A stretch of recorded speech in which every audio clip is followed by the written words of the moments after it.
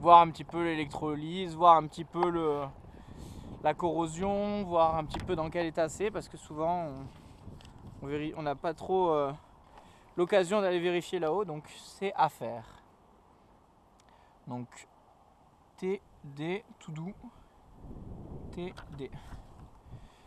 Voilà, après les lumières de drisse on a dit ok, et les barres de flèche c'est à faire. Voilà. Alors là on arrive à l'état et au fonctionnement de l'été largable. Donc c'est là où on va réparer un peu ce qui est l'erreur qui a été faite. 18 minutes.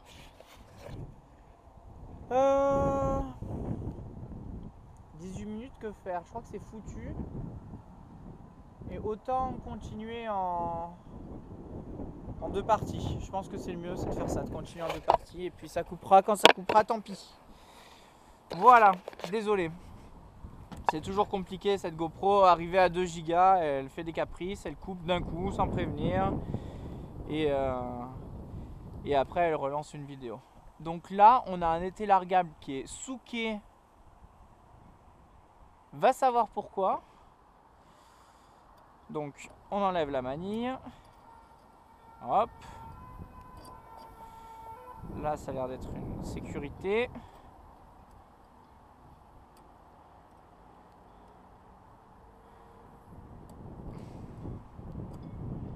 Voilà. On va lâcher l'été largable.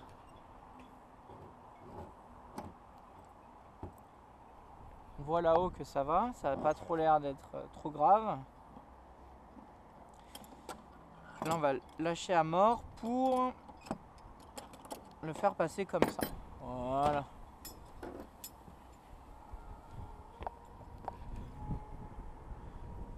Donc là on a notre été largable qui est bien passé. Et qui va venir se frapper ici. Ici ça me paraît court. Hein. Est-ce qu'on peut le frapper là-bas? Non. On ne peut pas le frapper là-bas. Donc ça viendra se frapper ici à l'aide de cette pièce-là qu'il faudra soit mettre en double, soit venir caler ici. Il nous faut forcément cette petite pièce-là pour fixer cette partie-là. Donc on va cette fois le placer correctement.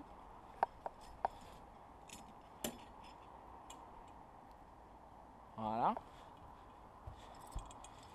Et on va le refixer. Et on voit que le système quand même fonctionne. Hein, donc hop, clac.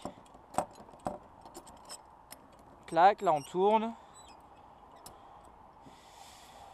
Là forcément c'est devenu lâche, mais c'est ce qu'on veut.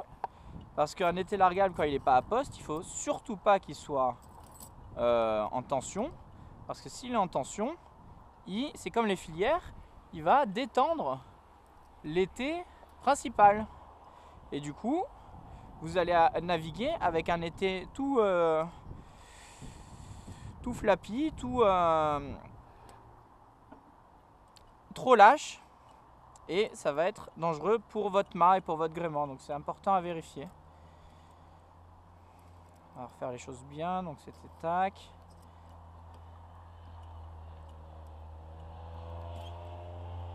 Là je le...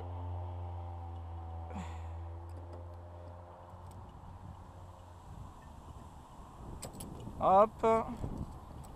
Hop. Voilà.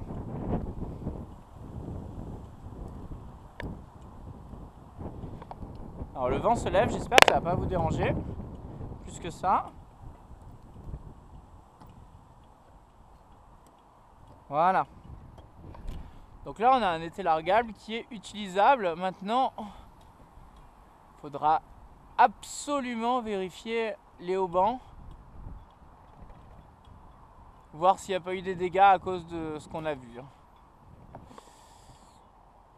Il suffit que ça soit un petit peu plié, vrillé, que le tauron ne tauronne plus, hein, que le tauron soit un petit peu lâche et qu'il ait tendance à buller ou à faire une bosse. Et là, forcément, c'est pas bon. Il faut savoir quand même que les haubans, c'est une pièce extrêmement importante du bateau parce que c'est celle qui tient votre mât en l'air. Le mât est quasiment tenu que par les haubans, il faut partir de ce principe-là. Et une fois de plus, le mât c'est votre grand voile c'est votre moteur principal, donc c'est vraiment le plus important dans un bateau, c'est d'avoir une grand voile dessus pour pouvoir voguer, hein, vous imaginez bien. Parce que même une barre c'est moins important qu'un mât et une grand voile, hein, c'est vraiment la priorité. Donc été largable fonctionnel, ok. État des haubans, été et patara. Alors là, on peut mettre moyen direct. Maintenant, il faudrait les vérifier tous un par un. Donc, c'est ce qu'on va faire. Donc, bien sûr, il faut monter en haut du mât pour ça. Hein, mais là, on va déjà regarder dans un premier temps les ridoirs. On voit que, voilà, la cadène, rien n'est étoilé autour. Donc ça, c'est très bon signe. Les ridoirs, on voit qu'il y a encore de la marge. Là on parle du patara, c'est un patara qui est non réglable. On peut toujours faire un petit système de palan, mais je pense pas que ça soit très utile sur un double patara comme ça. Donc là on voit que le ridoir, il y a encore de la marge. On voit que c'est trop mou, hein, donc il y aura vraiment tout le réglage du gréement dormant à refaire. Donc ici on a les deux baobans tribord. Donc les deux baobans tribord, on voit que une fois de plus, les ridoirs ils sont en bon état, ça c'est bon signe parce que c'est chiant à changer. À mon avis, ils peuvent être réglés facilement là en l'état, juste avec un coup de graisse dessus. Et je pense que c'est reparti. Voilà, il faudra vérifier là-haut à peu près à quoi ça ressemble. Pareil, là on voit que toutes les cadènes sur lesquelles c'est installé, ça n'a pas bougé.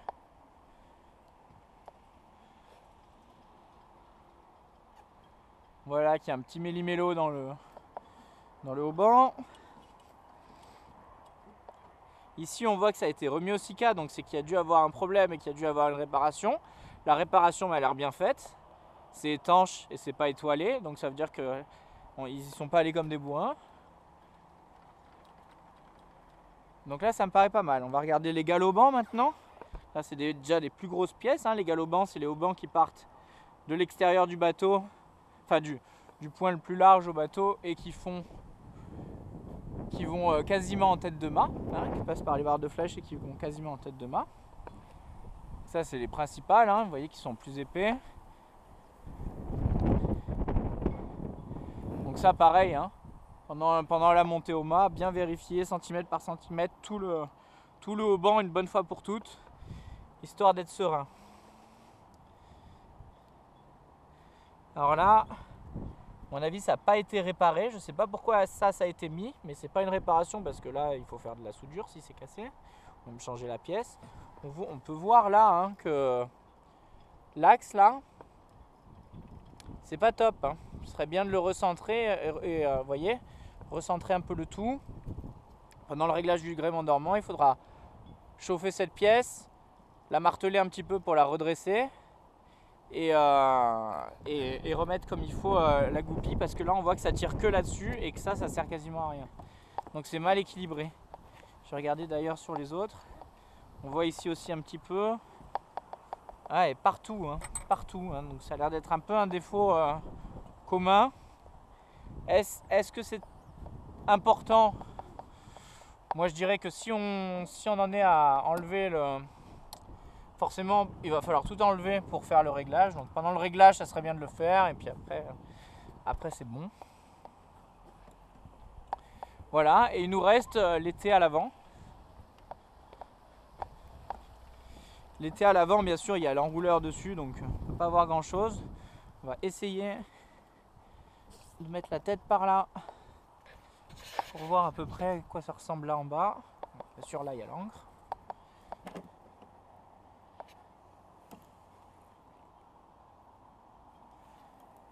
On voit que c'est pas dégueu, hein. Il n'y a pas rien de tordu, le davier est bien accroché. Et bien sûr, tout est trop mou, hein. Tout le gréement est à reprendre. Bien sûr, quand on va reprendre d'un côté, ça va encore plus ramollir l'autre côté. Donc c'est vraiment une bonne nouvelle qu'on ait de la marge sur tous les ridoirs.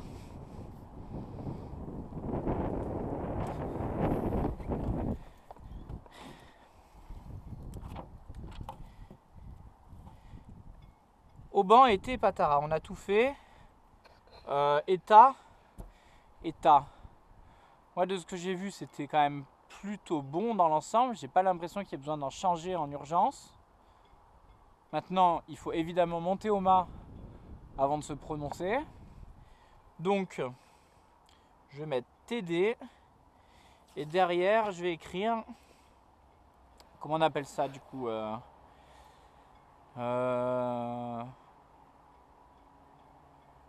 ferrure. On va tenter. Hein. Ferrure plus goupille sous les ridoirs à redresser. Voilà, pendant le réglage du gréement dormant. Voilà. Donc, on continue rapidement, on va voir ce qui reste. État et assurance des... Ah bah voilà, on y est. Donc là, c'est non.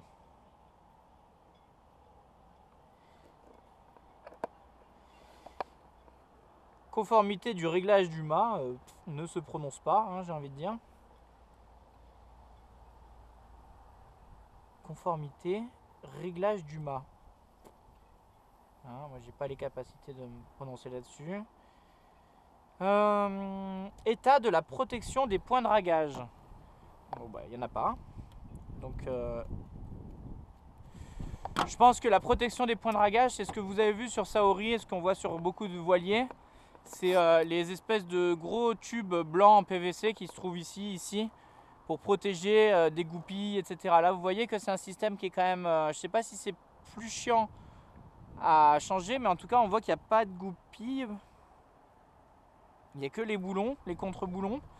Donc du coup, ça ne va pas faire des petites goupilles qui dépassent et qui ont tendance à arracher les voiles. Donc c'est pas forcément obligatoire sur ce bateau-là. Mais c'est vrai que les petites protections, ça coûte pas grand-chose. Et puis ça peut être quand même...